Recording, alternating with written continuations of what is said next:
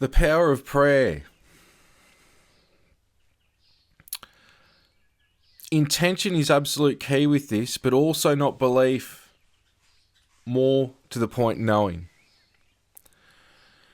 Very important topic as well for those that are out there initiating contact, communing with spirits, other intelligences calling upon them and communicating with them.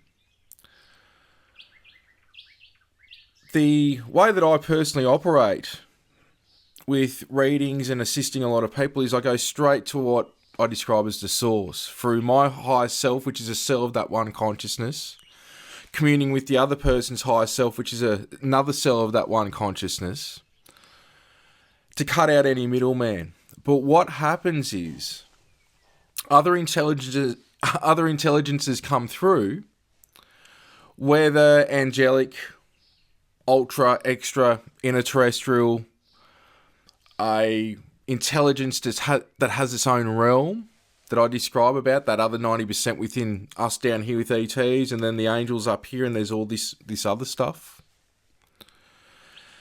Now, the power of intention, even what we could say is the power of being innocent, can have both a blessing and a burden effect with this when setting the intention to connect.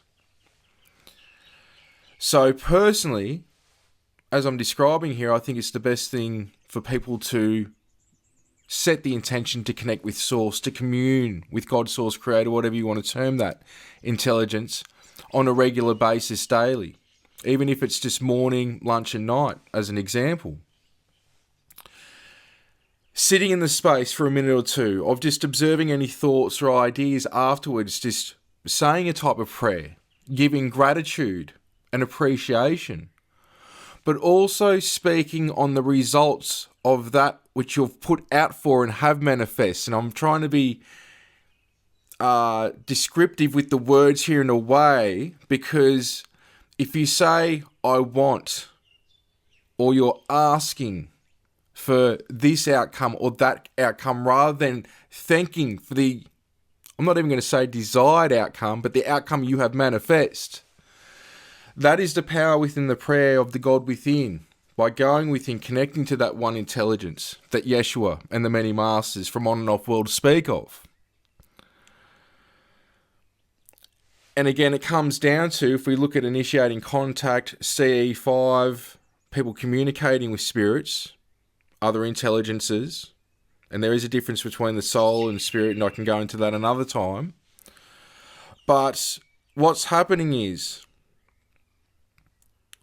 if you do not have safeguards in place and a direct intention, which in this case I'll ask you, if you're going to do something like that, why do you want to do it? Because the ramifications, if not very precise, if not connecting with the beautiful many within God that are there of service to others, as we will be there for service to others and other worlds one day, it can bring in situations that you can avoid. And I've seen many different outcomes, many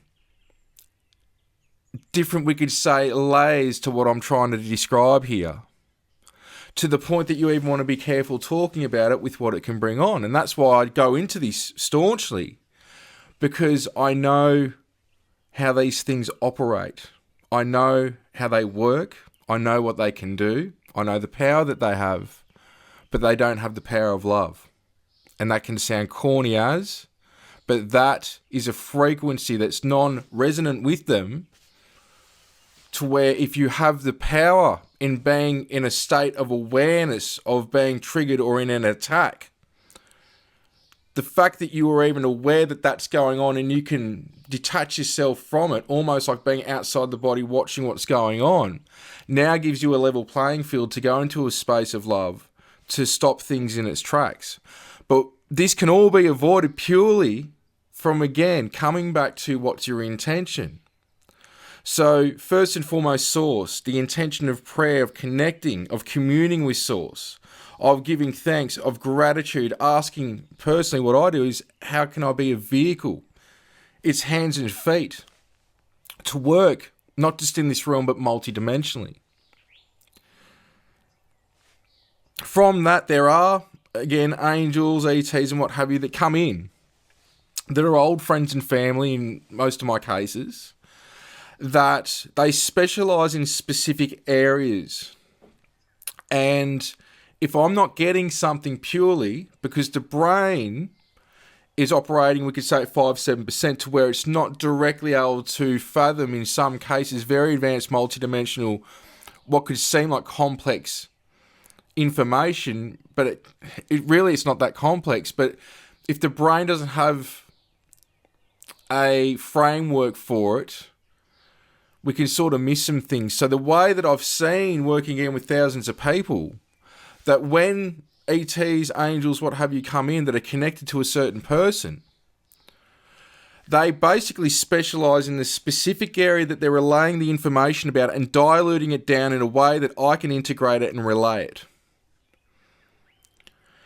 We've also got the situation that, yes, if initiating contact, I do it on the premise of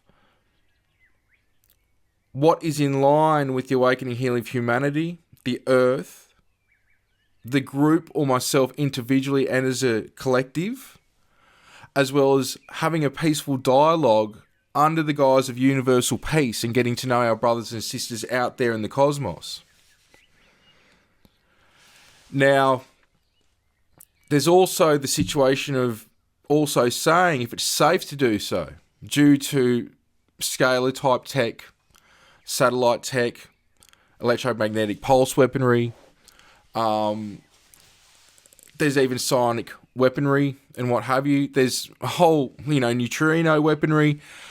There's a whole lot of things out there that in some cases they will interface psionically, psychically, because that's probably the best method due to some circumstances that you may not be aware of. And also this goes out to beings that are local to us, that can be extraterrestrial, ultra-terrestrial, even 3D intelligences that, if you interface with them, may seem extraterrestrial, but they've been here an extremely long time. Then you go into the angelic and demonic aspects of this as well. Just like all those other intelligences I've mentioned, they've also got these types of intelligences to deal with as well, which they've still got their own battles going on. What I'm trying to outline here and present, and I hopefully inspire you to think about and invite you to think about, is how you can take control of the reins where you can in your existence. And for me personally, that's through prayer, through connecting with the one consciousness that we're all a part of, for thanking it for the directives, the strength, the knowledge, the wisdom, the special things that you are special in, that you specialize in, that is a guidebook for others. That is a way to assist others, because the burdens that you've gone through, if not in all cases to an extent, are the blessings that you are to others with that knowledge and wisdom to impart to others. Just even if it's a spark, a concept, an idea to help them with where they're at, with what they're going through. To let them know that they're not alone, or they're not the only person that's gone through a similar situation. Or to inspire, to uplift, to motivate, to educate in specific areas as well. It is important to have discipline and dedication on this path as well. Meaning just the earth human experience. That this is not what you are, it's what you're experiencing. But if you're not persistent, if you're not positive, and again dedicated and disciplined, it can be something that can be harder than what it should be.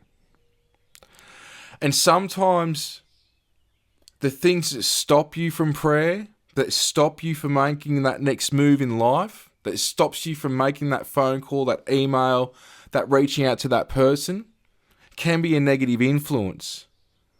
It can also be a test from you to see how you pursue and get past certain things, which in a way could be a test to see if you're ready for that next level. Without judgment, but just seeing how you operate, how you handle certain situations. So, what's prayer for you? You have to ask that for yourself. Again, even if it's something where you can sit for a moment, give thanks and gratitude for the things in your life and that you're wanting to manifest under the guise of have been manifested. Also under the guise of being a vehicle for this intelligence to work through, that is omnipresent and connected to all of us and is a part of all of us. Because this disclosure that's going on is about us, and it's not just going to disclose what people term the phenomena, but the layers of what that is, that a lot of you watching know to an extent. But there is way more mysteries and things that we don't know than what we do know, even as people that are open, that have experienced this phenomena, and that know more than most. Because of the complexities. Though, as I say, in between existences, I know that we know it all. I could say believe, but I've just got to be honest here in terms of that, and I can't prove that. This is something that, once that veil's been lifted for you in your own way,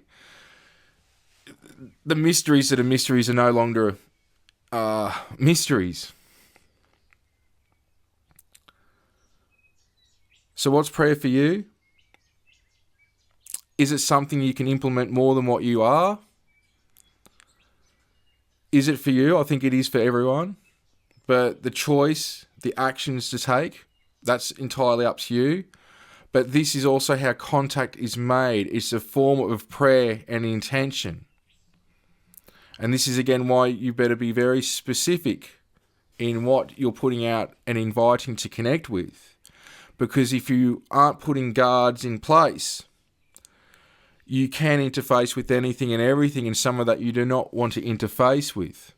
Just like people innocently going out ghost hunting, not knowing that a lot of the top paranormal investigators, they are clearing before, during, and after their investigations. There are times that there's partial possessions that take form. Just like that can happen, you could say, from the Holy Spirit and people speaking in tongues. There's positive and negative ways that this works. We all get downloads. We all get transmissions. Like always, what's the fruit? Let's just keep it simple. What is the fruit of the information? Is it helping you be a better person, be of service, and bring love and joy into your life? If not, question it.